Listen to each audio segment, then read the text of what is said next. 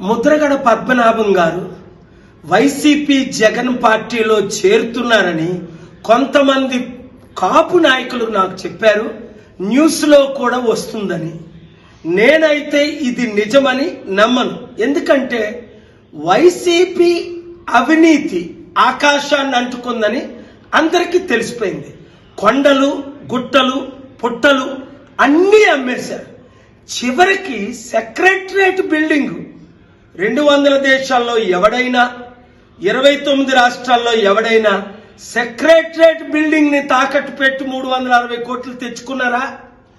ఆంధ్రప్రదేశ్ సర్వనాశనం అయిపోయింది. కుటుంబానికి 5 కోట్లు అప్పు.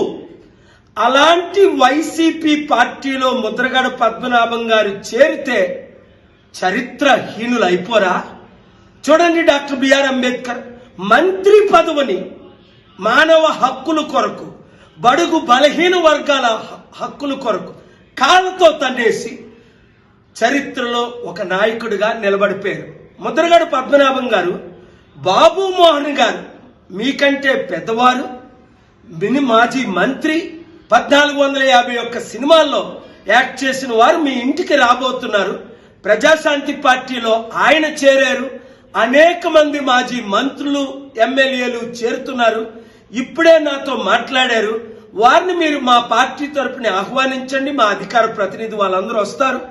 మీరు 50 కోట్లకో 100 కోట్లకో అమ్ముడు పోయారు, కాపుల్ని అమ్మేస్తున్నారు అని దుష్ప్రచారం జరుగుతుంది.